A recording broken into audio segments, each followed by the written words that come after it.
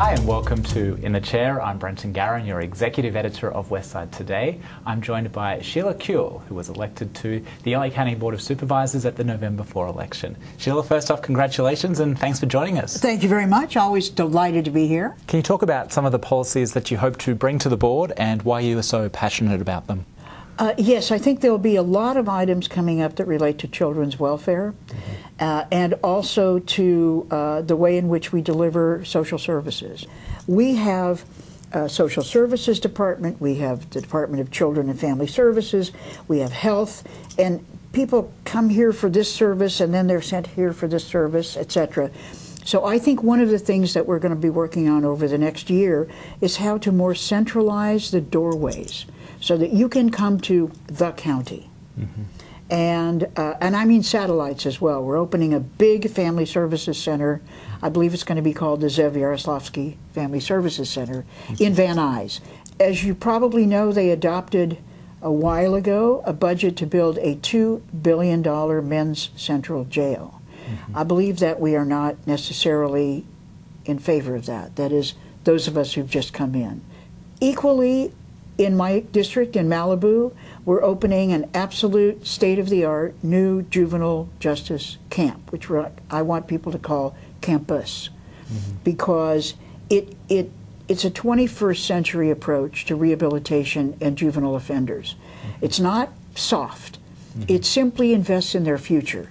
So high school, some job training, smaller residential units. This new campus, I'd like to see it rolled out to all of the camps that we run in the county. Don't go anywhere. We'll be right back in 15 seconds after this message from our sponsor.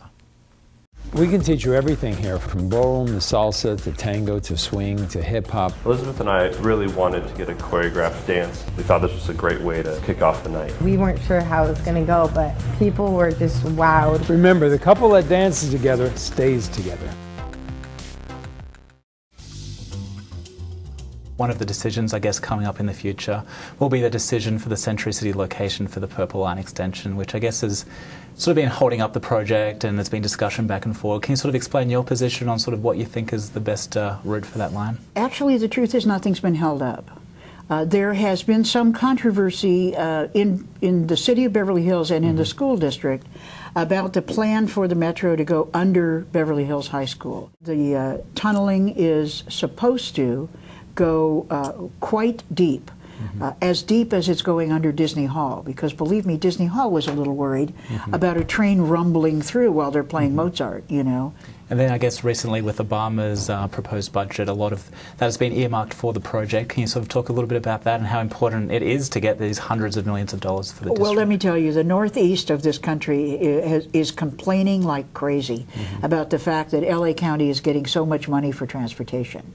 But if you see what we got up until this really aggressive push by Antonio Villaraigosa and then by Mayor Garcetti, we got nothing. Compared to our population, we essentially got very little. Maybe you could run through an average month and sort of what that involves in terms of meetings and going to events and everything that encapsulates. There's a lot that's on your plate right now. Well, I try to go to very few events because the work is so intense that if I don't use the evenings to prepare for the next day or the weekends to prepare for the meetings, I find that I've had a good time somewhere, but I'm not as prepared.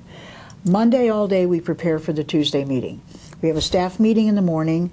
We generally have a brown bag on some particular issues in my office. And then Tuesday all day is the supervisor's meeting. And then Wednesday from about 9:30 to 5, I have back-to-back meetings. I meet with department heads, I meet with advocates, I meet sometimes with a large group of people about an issue like redoing all the juvenile camps.